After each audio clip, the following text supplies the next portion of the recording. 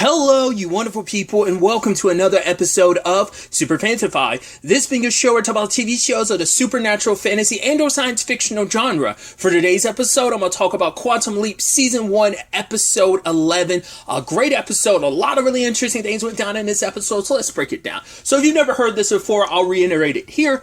I love time loops. Time loops, that's always my jam. I mean, obviously when you have it doesn't always have to necessarily be fully related to time travel, but I'm just in general, that's typically where obviously you'll see that storyline. Obviously we find out later on this isn't a true blue time loop, but it is that situation of the go-to, it is the biggest pop cultural reference that I think most people think of when they think of a time loop. They think of Groundhog's Day. And I know a lot of people probably hate it just that because it is like a very typical time travel science fictional story. I love it every time because I'm always interested in how a show is always or something's always going to present it. And obviously always unraveling the mystery of what caused it. Like I've seen it in so many different time travel things. But what I love that this show put its own twist on it because Ben leaps into different bodies and I saw the whole the title of this episode is Leap, Die, Repeat, play on Live, Die, Repeat. So I thought that was interesting, but also the fact is the moment Ben died, I was like, wow, okay. I was like, that's gotta suck, but I knew it was going to be a time loop thing, which I'm like, that's heartbreaking because from the outside perspective, they thought Ben died and now it's oh, he's back. But then you're also thinking even ahead of time, you're like, oh, the psychological damage. Are you going to have to watch Ben die over and over and over again? Which even I was immediately like, well, it seems like every time Ben leaps, he's jumping into a different body. So I was like, wait. It's does that mean he has a limited number of leaps? Because obviously most time loop stuff is no, it goes on forever and forever and ever. You're perpetually stuck in this time loop. That's the whole point of it. It's to be a complete loop. But I think that's so interesting because like I said, this show putting its own spin on it by making it that Ben's a different person. He's leaping into a different body every time. And each time he's getting a different perspective of the overarching mystery and stuff like that. Because this is about turning on using nuclear power as renewable energy, and it's not renewable, sustainable. Maybe renewable and sustainable. I think it just might be sustainable energy. But he's in different bodies. First, he's in the Colonel's body. Then he's in Eugene's, then Mallory, then the main doctor behind it, and then the janitor. And obviously, each part is him getting a different perspective on things. And the team ended up having to rely on Janice for help, much to everyone's reluctancy. Especially obviously, Magic kind of has no choice because it's turns out, Ian looked it up, it turns out the only person who is well-versed and kind of published papers on this is Janice herself, so she's well-versed enough in all of this. So, when it's all said and done, she's the one that actually figured out it's not an actual time loop because it's because Ziggy, and I love Ian also explaining, Ziggy's not all-knowing. Ziggy only knows stuff and creates probabilities and hypothesizes upon stuff that Ben saw. So Ziggy didn't know that someone in that elevator who was a part of that group of 5 blew up the place because Ziggy didn't have that information until Ben, it took 2 leaps for Ben to kind of figure it out. So it took that long for Ziggy to kind of piece it together. And it's by that point, Ben was in the 3rd body and that leaves 2 suspects at that point in time. It was the doctor behind it, the scientist behind all this, and the janitor. They were the 2 last suspects. So like I said, I thought it was so interesting. And once again, the heartbreaking aspect of they all thought Ben died. They're oh, no, this can't be happening. And because that's what started it off was they ended up looking into everyone from that place. It's oh, he must be trying to save this particular scientist. It's because he dies. It's of a heart attack this very day. It's no, everyone else also eventually kind of died around the same time. It's wait, what's going on here? And then they start thinking right, if these other people are dead, it must be part of because in my head when they said conspiracy government cover-up, I thought the point was oh, the government basically killed all these people to cover up this thing. It's no, they all died in the same day. It's just the government came up with backstories and spread their deaths out so no one would piece it all together unless you had all that information. Plus, this is in the 60s, so this is 60 years ago, 60 plus years ago, whatever. So no one was necessarily going to piece all that information together. So when you have those many decades distance and having access to all that information digitally, it makes it a little easier to kind of piece that together, be like, yeah, this looks a little suspicious. So I thought that was kind of interesting. I also appreciate Ian's joke about how, like, oh, because Janice kind of explained basically two volatile forces are colliding. The power of like a nuclear kind of reactor going off and hitting a time traveler has kind of created this kind of complicated thing, which Ian's like, oh, two volatile forces colliding. It's like, oh, it's like you and Addison. And just Addison kind of giving the death stare. So I appreciate that. It does seem like Ian, despite everything, does seem a little more open to, I think it's also because like Janice kind of speaks their own language too, so like I think that's why Ian probably kind of connected with Janice a little bit more than anyone else did, just because of that. I mean, well, Jen, it's like, right, her job is to protect everyone, and Janice is the biggest threat, considering, yes, she strung them along, manipulated them, always been one step ahead of everyone, and that's why she's wondering, like, could it be that Janice is the one who created the time loop that Ben's stuck in? It's like, I mean, she's had access to everything at one point in time, so it's not impossible that she probably like messed with something to kind of create this situation, but we don't, and we still, walking away from this episode, don't fully know whether or not Janice knew how this was all going to play out, in the regard of knowing that he was, well, because even she was taken back by like, wait, it's not a time loop. So this, it does seem like, and that's what Magic was kind of banking on too. It's like, right, this doesn't seem like it's part of her plan, because the reason why she's willing to help is because this is kind of a hiccup. It's something that's not supposed to happen. Even later on, they fixed it with Ziggy to make sure that something like this never does happen again. So I also do love that this episode, because I referenced it earlier, how I don't know if I referenced, but I think it's so interesting that kind of, not, I guess you could make the argument, it's kind of a little bit of a catch-22, that Ben, I think I did. I mentioned earlier that every time he jumped into someone's body, as he kind of put it, it's him seeing this whole situation from a different perspective, seeing it from every person that he's leaping into's perspective. And that's a little bit of a catch-22, because every time he leaps into someone else's body, it's like, this is the body I need to be in not to be in right now, so I can get certain information. So it is so fascinating. Like later on, he's trying to get towards the bomb, but he's in the janitor's body, and he was able to kind of go to the bomb easily previously because he was in Eugene, the scientist's body. So that was kind of an interesting, it was kind of an interesting thing. And he, as Mallory, he ended up finding out that the main dude behind the reactor, he said, like, this is his baby, this is his project, this is kind of his life. She found out something about him, that he's hiding something, and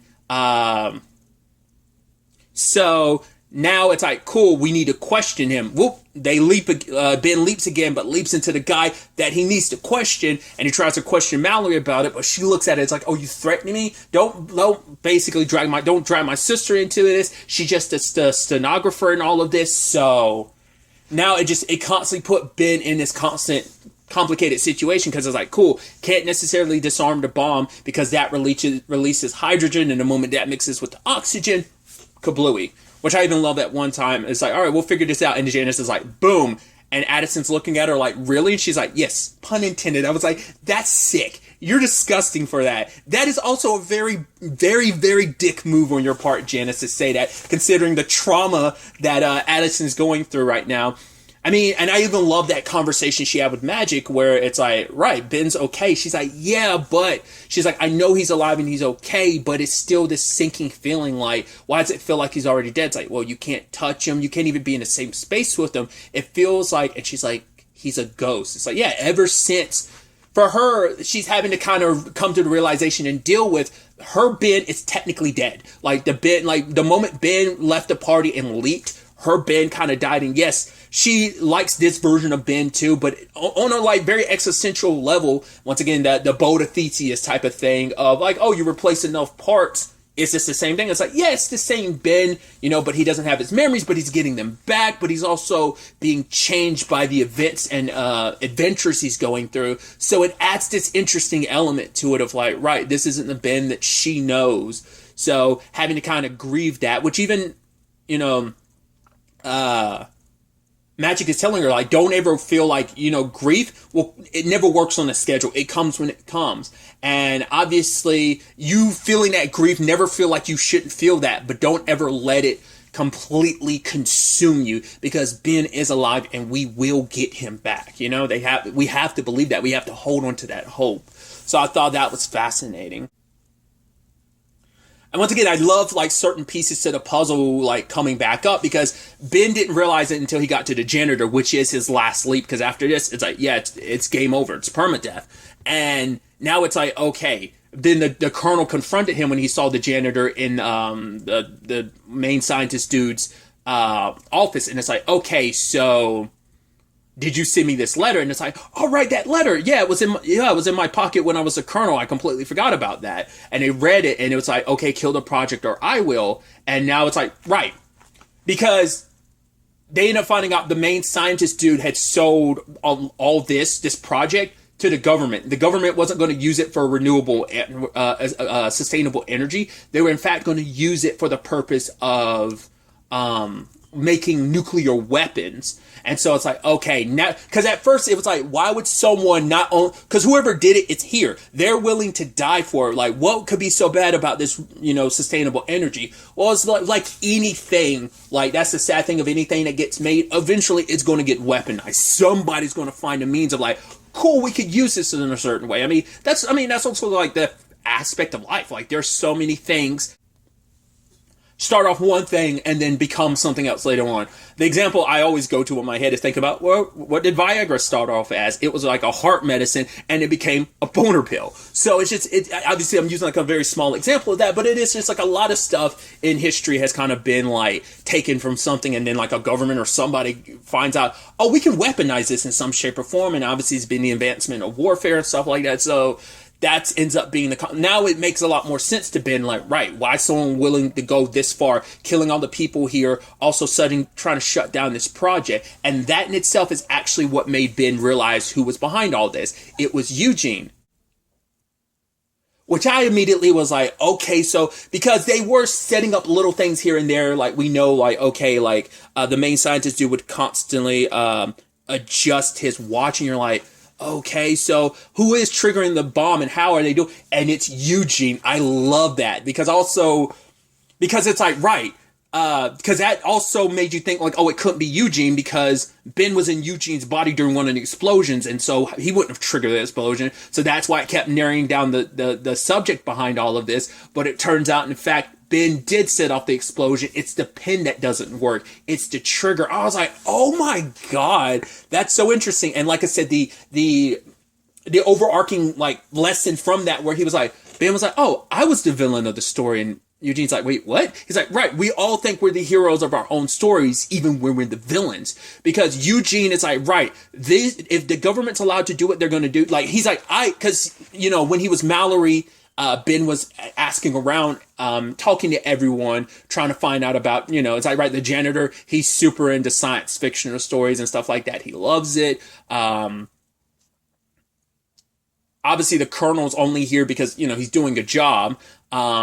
Eugene actually studied under the main scientist dude that's behind all of this, and it's like because he came aboard this project because he believed in it, but then he saw the memo on the doctor's desk being like, oh, we're using this is going to be used for nuclear weapons, and for him it's like, right, this can kill so many people, so if I'm willing to die for this. But then Ben says something important where it's like, hey, this project, you do this, like, I get why I understand like the ramifications of that, but the fact of the matter is, you doing what you're doing isn't going to stop anything, because the government's just going to pop up more and more of this project's not going to die. They're just going to have 100 more reactors afterwards. But what matters is your life matters. What you do matters, because it's not just your life. It's everyone in this room. And he starts breaking down. I look at the colonel. The colonel has a daughter who has a ballet recital. Mallory has a sister who will not be able to take losing her. Even kind of talking about the doctor who has has plans to go see a movie. Which, speaking of movie really quickly, I love that he's like, oh, this isn't Groundhog's Day, it's some other movie. I'm not the movie buff person, but I guess it's kind of I guess it's a mystery movie that's kind of in this vein of, not the time loop, time travel element to it, but more so like seeing a story from different perspective, kind of piecing it together type of situation, which I love those type of stories too, where it's like this single event and you get like different perspectives on it. I always love those type of stories too. And I love Addison being like, cool, you can remember the plot to all these movies, but it took you 4 leaps before you remember the fact is that you love me. He's like, yeah, sorry about that. She's like, once again, all this knowledge about these movies. It's like, yeah, that's got to sting a little. But, yeah, ultimately, well, luckily the Colonel was a sharp shooting on his front. They were able to get Eugene to drop the pen, and they were luckily able to avert the whole situation. But even the scientist guy behind it, ended up, and I think this speaks volumes. The entire episode, he was getting Mallory's name wrong until the very end, where he was like, I'm so sorry, Mallory, this is all my fault. I was like, yeah, because they all could have and did die. It's like, it is a whole aspect of it. But then Eugene said a line where he was like, that's always going to be the thing, that people are going to take technology and abuse it. And that struck a chord with Ben. And even to the point when it's all said and done, obviously, the turnabout of this situation is that Addison was like, hey, at the end of the day, like, there's a lot of good that comes from this. It's like, the janitor, he ended up writing a science fictional book. Mallory wrote her expose, which forced the government to not do its cover up, and this place has to be used for the sustainable energy it was meant to be used for. But Ben's like, that's great and all, but the problem is what Eugene said stuck to him, because it's like, it reminds me, because they already saw the parallels of like, oh man, the wonderment in their eyes about the scientific discoveries they're making is very reminiscent of them. But then it's like, yeah, but what if this is us too? Like, yeah, everyone thinks they're the hero of their story. Like, what if we think we're the heroes and we're actually the bad guys? Which is an interesting parallel, considering Janice is constantly talking about how that team can't be trusted, right? But Addison's like, yeah, but we're doing the right thing because of the quantum leap, we're able to save people. It's like, well, let's not forget, we also have Leaper X. He's still the, no pun intended, X factor in all of this. So it could still be like we have no idea what his actual reason for going through what he's leaping for, because you never know. A great example of it, and obviously it's on my mind because of recent stuff. I'll kind of, it was very morbid conversation, so I will. But the show Timeless, yeah, we saw like an organization like Rittenhouse kind of using time travel to their advantage. What's to say the government's not doing the same thing, and like Leaper X is kind of that, maybe like kind of a covert op, like time traveler shifting things for their perspective, and once again, present day, he hasn't become Leaper X yet, but at some point in time, I think maybe like a year in the future, they were saying that he became Leaper X. So that's the thing.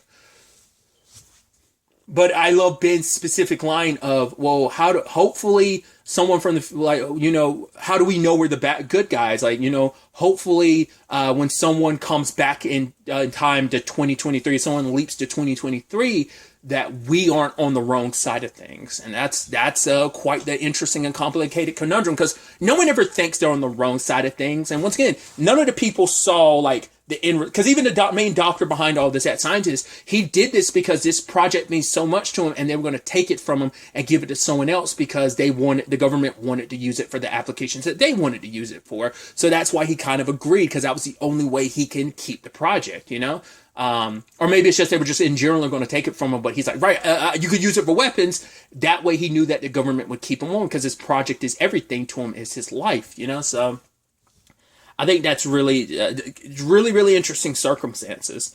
At the end of the day, when he was on his final leap in a janitor's body, Jen's the one that suggests that they unplug the accelerator, but it's like, well, we don't know what that would do. Like, it could be killing Ben. It's like, yeah, but we know for sure Ben will die if he fails this, so why take the chance? But Janice was like, and I don't know if that's just blind faith she has in him, or who knows what her reasoning behind it is, but she was like, no, let it play out. That's where I was bringing up earlier, like, does she know more about how this is all going to play out, how it's supposed to play out? And was the time loop or this time complication part of the plan or not? It seemed like it wasn't, but once again, Janice holds all the cards. She has all the information. Well, so does Ben, but he doesn't remember it. But so we don't know what they know.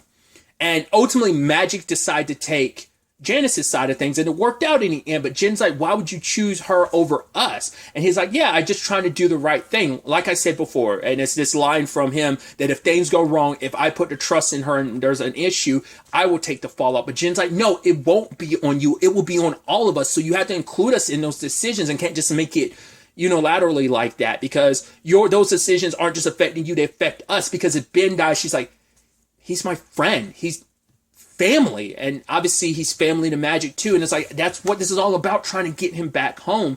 And I'm damned if I do, damned if I don't, because I don't know what the right choice is to make. And that's the sad thing, like you're in a position where you're second guessing yourself, and for him it's like every day that Ben's been going, the decisions I have to make get harder and harder and harder, and I don't know what's right, because now he's even questioning, like, right, what I did to Janice all those years ago, making it when her mom said, like, don't make her a part of this project. Understandably so, because her mom saw how her husband how Janice's dad got lost in this, how it consumed him, and she didn't want that same thing from her daughter. She wanted her daughter to have a life, and especially knowing, like, right, getting mixed up in a project, which led to Sam being lost, who still hasn't been found. So, and that was also the thing too, of like, they both have to kind of hold out hope, onto that, that light, that hope.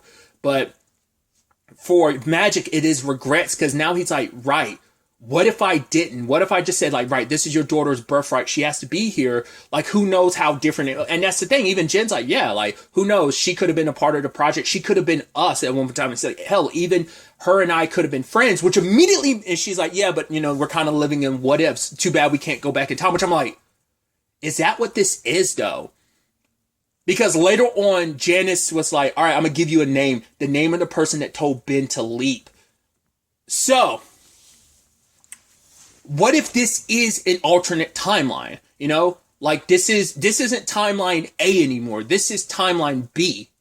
That maybe Janice did in the original timeline work on the Quantum Leap project, but things went wrong, so now they're in timeline B trying to correct everything, and they mapped everything out. It's like, okay, this is supposed to like, that's why they probably tried to change as few variables as they could to make sure the timeline played out somewhat the same, with maybe Janice's involvement. It's that, God, there was another story that did this, and I can't think of what it is. It's going to bother the crap out of me.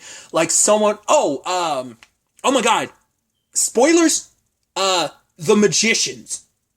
The Magicians is a great example of that, because The Magicians was basically, that was in a time loop, and basically Julia was kind of a key factor in all of that, and her not attending break bills was kind of like something that had to be changed, so that was the different thing about that timeline. It's kind of spoiler about Magicians, but it, like, from the shows The Magicians, but it's also like, it's a season 1 thing, but it's like, that's what it was. So Janice not working at the Quantum Leap project might have been the thing that they changed, but that's also where it's like, right, that change has massive repercussions. So it's like, how are you able to make sure the rest of the timeline? Because once again, my point, it seemed like, at least with Janice, where it seems like she's like, don't trust anybody, don't tell anybody anything, because my thought had been previously that you don't want the timeline to change. You know what the future holds, and for that future to stay the same, for you to get to the point where you can change it, everything leading up to it, past-wise, has to lead to that future. So you can't change what is essentially the past, the present. You can't, because that'll affect the future. You need the future to stay a certain way so you can get to that point in the future and change things. That's been my thought process. But if Janice was kind of changed, and she did end up at the Quantum Leap project in this timeline, but originally did, then how do you prevent the rest of the timeline shifting? Because that seems like such a major thing. But I think even using The Magicians, for example, I think everything else kind of still ended up playing out the same to some extent, timeline-wise. In some regards, obviously later on we find out about all the other different timelines and stuff like that. But part of me wonders, could it be with Julia? It's a similar thing of just like, yeah, just change this one thing, and yes, it has repercussions, but not changes in certain regards, but not in others. So that's where my mind is with this. So especially because Magic and Jen had that conversation, that's what really sparked it in my head of like, that feels like that line was written on purpose. Once again, could easily be reading too much into it because it's like, yeah, it's a time travel show. Living in the what ifs is kind of just, it's a natural byproduct. But what if those what ifs weren't what ifs? What if they were an actuality just in a timeline that no longer exists? Once again, you also kind of get into that timey-wiminess of, well, is this one of those science fictional time travel things where like the original timeline disappears, or is it always there? You just don't have access to it. Are they parallel to each other, or the moment you're in timeline B, timeline A disappears, or are we doing like a splintering thing like the MCU when it comes to timelines? That's what I'm so curious about, because everything kind of handles like alternate timeline, like whether they splinter or whether they disappear. A lot of stuff handles that differently. So those are just kind of my thoughts, but I'm curious what name is that Janice is going to drop and give to well, I also think what makes this episode interesting too is the ending. Not unless I cut away too soon, but I'm like, the ending is that because it went straight to the credits. So it's like no. I was about to say we never actually saw who Ben leaped to next, which is interesting. It's always ended with Ben leaping into the next body, and we get a preview of what the next adventure is to some extent. So it's fascinating we didn't get that at all. The big reveal, the stinger at the end of this, was Janice being like, hey, I'll give you a name. Don't make me regret it. You trusted me when I needed you to. I mean, that was also the thing Ian was making a point of. Is it really just like, oh, you don't trust us? It kind of seems like you don't trust anyone in general. So we'll ultimately have to wait to see where all of this ends up taking us, whether any of my theories, whether my thoughts are correct or not. But it's definitely going to be interesting to see where the next episode takes us with all of this. But really, that's all I'm going to talk about. Till the next time we meet, be happy, be safe, live life to the fullest, and enjoy it. Good day and goodbye.